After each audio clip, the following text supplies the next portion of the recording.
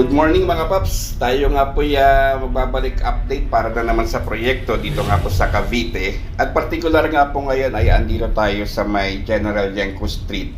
At isang proyekto nga po ang ating pupuntahan dyan sa parting Bacoor. Yan yung tinatawag na Salinas Bridge, no?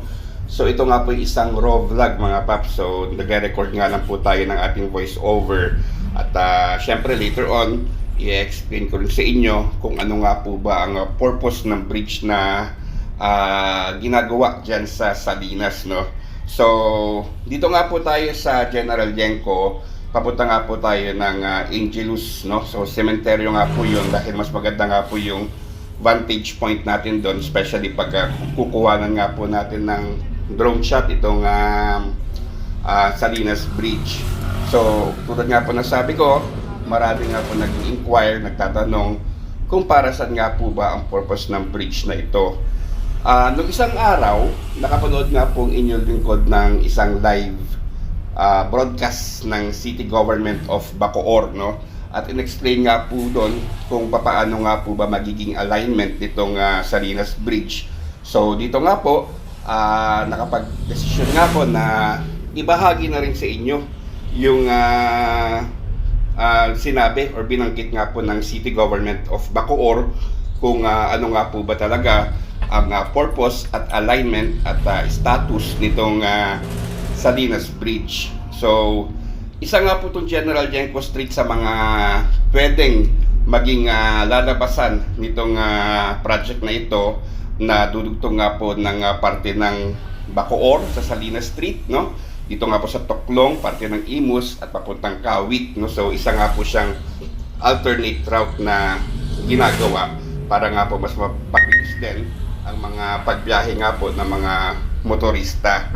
So tulad nga po na sabi ko, ito yung raw vlog lang mga paps, no? So most likely more on voice over nga lang po tayo, especially later on pag i-discuss na nga po natin yung plano sa tulay. Kasama na nga rin po yung bagong channel na ginagawa nga po para sa anong tawag dito sa Julian River, papasok ng Imus River, no? So gumagawa po ng bagong channel dyan para nang sa ganon ay mas mapabilis pa ang daloy ng Julian River at hindi na nga po magbara sa bandang itaas na nagkukos ng baha, no? So dalawang purpose po ito, yung bagong channel ng Julian River at itong alignment nga po ng Salinas Bridge. So, ito nga po, papasok tayo sa Eugenio Villanueva Street mga papi. Dito nga po tutumbok yung route ng Salinas Bridge via this road. Again, ito nga po ay Eugenio Villanueva, no? Eugenio Villanueva Avenue sa Imus. At bago nga po tayo magpunta sa Angelus ay nais ko munang ipakita yung street kung saan mismo lalabas yung route ng Salinas Bridge. Yan nga po ay nandito sa Toklong Street, no? Or Toklong 2 Street. So mamaya-maya mga papi, makikita nyo nga po kung saan siya exactly lalabas. May earthworks na nga rin po tayo nakita sa bandang Toklong, no? Or Toklong Street. At naguhukay na nga po doon. At mukhang gagawan pa nga po ng isang tulay pa para naman makatawid dito sa Julian River.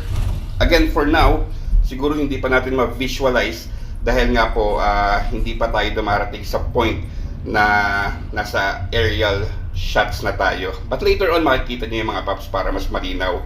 Pinapakita ko lang muna itong kalsada kung saan nga po siya exactly na lalabas. So ito nga, dito na tayo sa Toklong, no? Toklong 2 Street. Yan.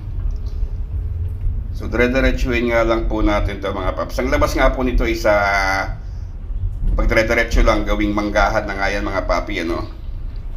So ito nga pong earthworks na nakita ko dito ay malapit nga lang po siya sa barangay hall ng Toklong 2B. Halos sa katapatan niya lang mga paps yung paglalabasan nga po ng alignment nitong Salinas Bridge. And then later on, babalik nga po tayo ulit. Papunta naman tayo dun sa Angelus dahil nga po, ang sabi ko, ay mas maganda nga po yung vantage point natin dun para nga po sa bridge na ginagawa ng Salinas, no? So matagal na nga po yung Salinas Bridge na yan mga paps, at marami na nga rin pong concern about kung ano na nga po bang estado niyan. So ito na yung barangay hall ng Tuklong Tubi, no? So nasa gawing kanan po mga papi, yung mismong lalabasan ng alignment dyan sa may mga tao na yan, dyan sa may gawing kanan ay nandyan na nga po yung earthworks. So hindi na nga po tayo nakababa ng sasakyan dito dahil nakita nyo naman po masikip yung kalsada, at ayoko naman po makakos pa ng traffic na hihinto pa ako. So gagawin natin ngayon, iikot na nga po tayo, no? Pabalik na nga po tayo sa or papunta na tayo sa Angelus, no? Pabalik nga po tayo sa Eugenio Villanueva Avenue, papasok naman ng Angelus Eternal Garden, no? Diyan nga po yun sa may Tahimik Street. So sige, balik tayo mga paps. Diyan mga paps, may mga tao sa gawing kaliwa, nandyan nga po yung earthworks, at mahirap din i-penetrate. Ayan po mga paps sa kaliwa, tapat po mismo ng barangay hall, no? Mahirap po i-penetrate mga paps dahil nga po maputik. Alam naman po natin na galing pa nga po sa pag-uulan, ano?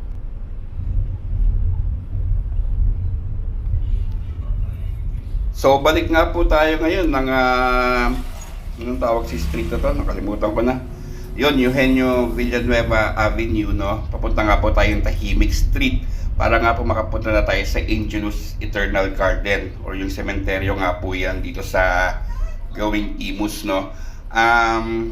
Again mga paps, disclaimer lamang po, no? Tayo po ay hindi po affiliated sa mga proyektong ito, nor affiliated sa lahat ng mga proyektong ipinapakita nga po natin sa ating YouTube page, pati na nga rin po sa Facebook page. Tayo nga po ay naghahatid lamang ng balita, no? About sa mga status, yung mga upcoming projects, no? Mga upcoming developments, especially mga road networks, dahil yan nga po yung aking main topic sa aking channel, ang mga bagong kalsadang ginagawa, ang mga bagong alternate route, no? Mga bagong expressways, yan po yung ating mostly kino-cover sa ating pages. But again, hindi po tayo affiliated sa anumang proyekto. Disclaimer lamang yan mga paps. So going back, ayun nga, ito nga pong information na ibabahagi ko sa inyo about the Salinas Bridge ay pawang nakuha ko nga po sa isang live broadcast ng Bacoor, no, ni Mayor Strike Revilla, kung saan in-explain niya nga po yung proper route, purpose, at status nitong Salinas Bridge, no? So, yun nga, no, ipaparot ko lang or uulitin ko lang naman yung na-discuss niya nga po sa kanyang live. Nang sa ganun ay maibahagi ko nga rin po sa inyo yung actual na nangyayari nga po dito sa Salinas Bridge. Dahil naalala ko, matagal na nga rin po itong proyekto na pala na ito, no? And naalala ko rin before, marami nga rin po nag-message sa atin kung ano nga po ba talaga ang purpose nitong tulay na ito. So ito na nga po, minarapat na nga po natin puntahan dahil meron na nga po tayong detalye na nakuha mismo sa Bacoor, no? Sa City Government of Bacoor, na again ipaparot ko lang kung ano yung or kung ano yung pagkaintindi ko, nang sa ganun ay maibahagi nga po sa inyong lahat. So ngayon dito na nga po tayo sa loob ng Angelus Eternal Garden, no? So andito nga po yung karugtong ng Salinas Bridge.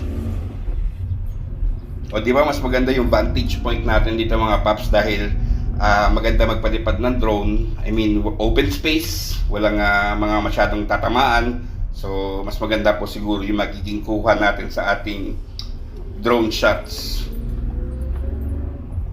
Ayan na mga paps, yung nasa harapan natin, kung makikita niyo yung may paahon, yan na nga po yung end ng Salinas Bridge dito nga po sa part ng Angelus, sa Imus.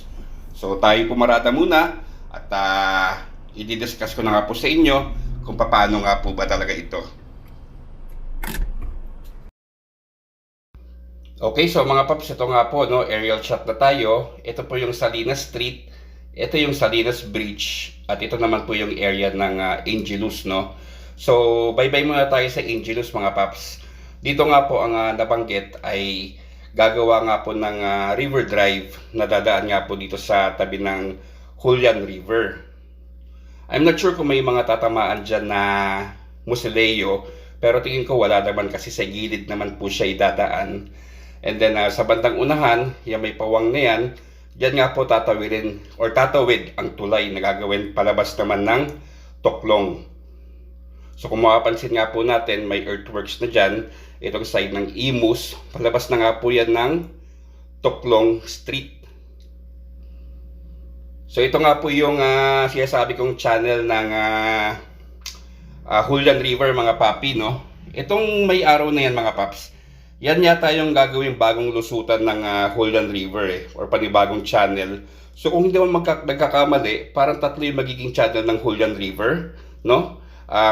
Isa, dalawa, at tatlo, which is palabas nga po yan diretsyo ng Imus River, no? So yun po yung pagkakaintindi natin, yung napanood nga po natin yung FB live ng City Government of Bacoor. So ito, pabalik na nga po tayo ng Salinas Bridge ulit mga paps, no? So na-explain ko na nga po yung dito sa side ng papuntang Imus, papunta ng Toklong. Ito naman, patawid naman po tayo sa Salinas, no? So isa sa mga dahilan daw kung bakit mataas ng tulay na to compared sa kalsada sa Salinas ay para nga po hindi niya maharangan yung flow ng Imus River. So kaya mataas po siya mga paps. And then dito naman po sa Salinas, ang sabi ay magkakaroon nga po ng embankment, no? Embankment para pumantay nga po siya dito sa bridge mismo, which is yun ang magsisilbing on and off ramp niya. Hindi ko rin po sure kung bubutas pa ba dyan sa may harapan ng bridge, yung may pool na yan. But ang pagkakaintindi ko nga po ay embankment ang gagawin, at mukhang tatamaan pa nga po yung may bubong na puti na yan, na property naman po daw yan ng Bacoor LGU. So parang wala nang babayaran na right of way, no? And then ito na nga po yung structure ng Salinas Bridge. Yung mga bahay po na nakatayo dyan mga paps, yan nga po ay barracks, no? Ng caretaker nga po. I guess for the Angelus or tsaka dito sa bridge na ito. And dito nga makikita rin natin yung pumping and trash station ng Julian River. So again, on a much lower altitude tayo mga paps. Sa gilid nga po dadaan, no, yung river drive.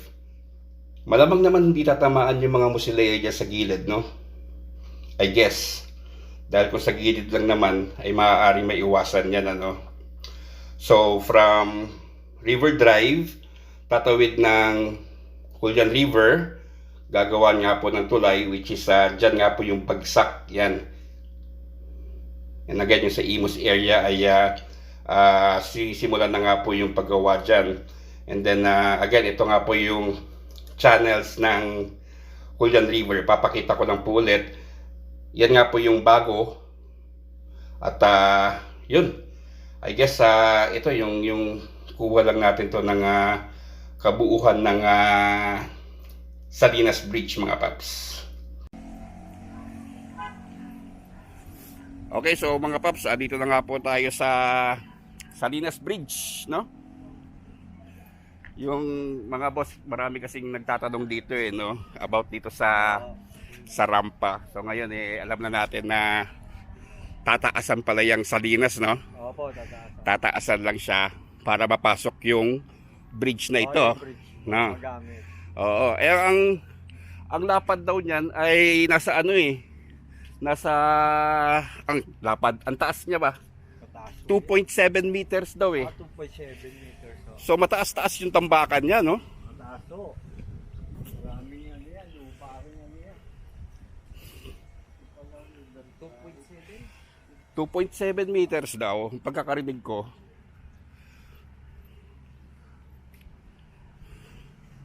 So ito, Salinas. So ang mangyayari sa Salinas ngayon, tataasan, no? Tataasan rampa dito. Hindi na kailangan pang bumutas pa papunta doon sa... Sa swimming pool. hindi na. Dito na lang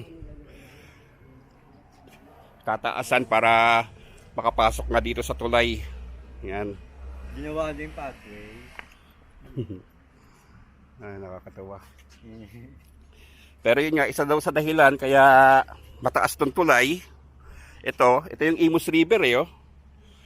Kaya daw mataas to is para hindi umapaw yung Imus River sa tulay mismo. Oo, sa tulay yun. Kaya tinaasan siya. Para hindi nga naman magbaha. Tama nga naman ano. Nasubukan naman yata ito nung umapaw tong Imus River. Hindi naman tinamaan tong tulay ano. Mataas to. Oo.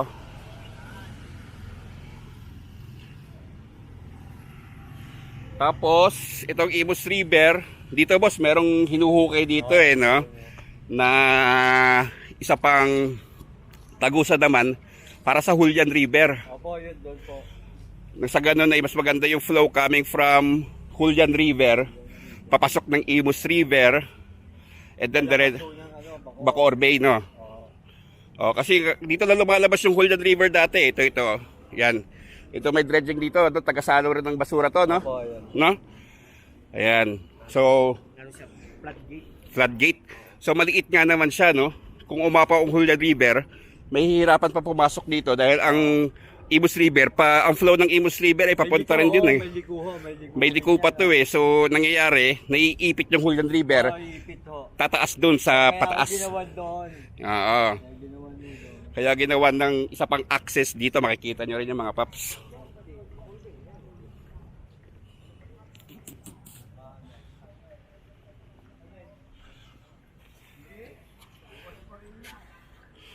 Yun doon mga paps, yung may hukay na yun. Para isa pang tagusan ng Julian River. Para sa ganun nga, mas maganda yung flow ng ilog. Galing Julian River. Papasok ng Imus River, palabas ng Bacoor Bay. Yon. So yun po yung nabanggit ni Mayor Strike, no? And then, itong tulay na ito, palabas ng Imus. Palabas ng Imus ay magkakaroon nga po ito ng River Drive, no? River Drive naman dyan sa gilid. Gagawan pa po ng isang tulay yan doon sa kabilang side. Palabas naman ng Toklong Street. Opo, Toklong. Na. So, konektado na yung, or isa to sa mga kokonekta ng Imus at Bacoor. Opo, yun po. Di ba? So, ito ginagawa rin yung riprap dito. Pero ito, kawit na yan. Pakawit na. Patero na. Ito po, kawit na. Yan. Ayan, ano na yan. Kawit na po yan.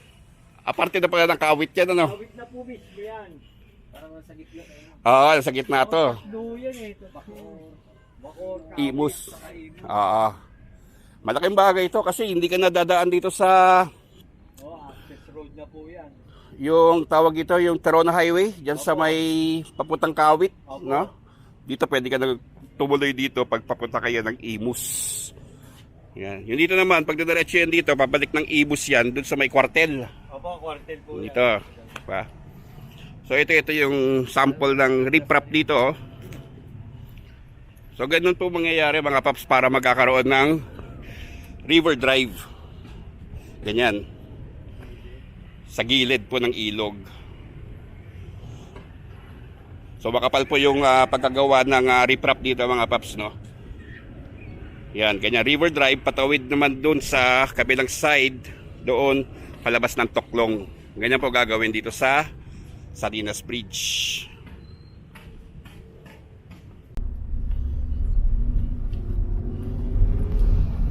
So ayun na nga mga paps, no? Nakita na nga po natin siya sa aerial view natin. Again, disclaimer lang mga paps, yung ating information na nakuha dito ay napanood nga lang po natin yan sa isang FB or sa FB page nga po ng City Government of Bacoor, na in-explain nga po yan ni Mayor Strike Revilla, no? So wala po tayong kinalaman sa proyekto, hindi po tayo affiliated dyan, hindi po tayo anak ng contractor.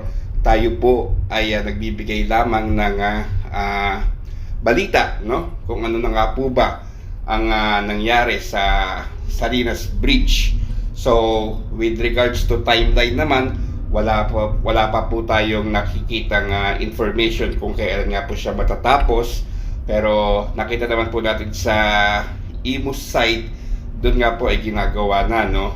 And then maaari nga rin po na baka may mali po ako nasabi dito nga po sa ating presentation, ay maaari nyo nga rin po akong i-correct, no? So again, nirespeto po natin lahat ng opinion ng individual, no? Again, ulitin ko lang po, tayo po ay walang kinalaman sa mga proyekto na ating tiyatampok dito nga po sa Cavite.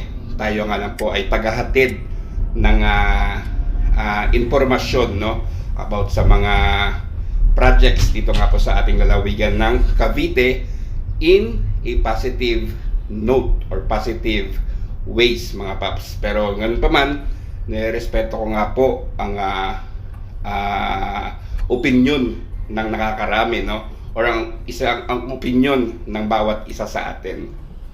So I'm guessing hanggang dito na lang po muna yung ating video, mga paps. At syempre, hanap pa po tayo ng ibang projects na bago na maaari nga po natin ma-feature sa ating channel.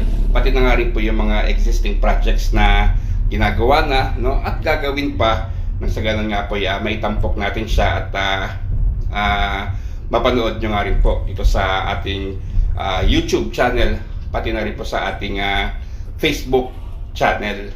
So sana nga po nag-enjoy kayo, mga paps. Again, tulad ng sabi ko, ito yung raw vlog lamang. Ang pag-edit po natin dito is mabilisan lang. Gusto ko lang maipakita sa inyo agad-agaran. Kaya pagpasensyahan nyo na nga po kung medyo magulo po yung ating pag-edit, no? Ganun pa man, ang mahalaga, nalaman na natin ngayon yung ruta nga po nitong Salinas Bridge. So hanggang sa uulitan, mga paps, maraming salamat po.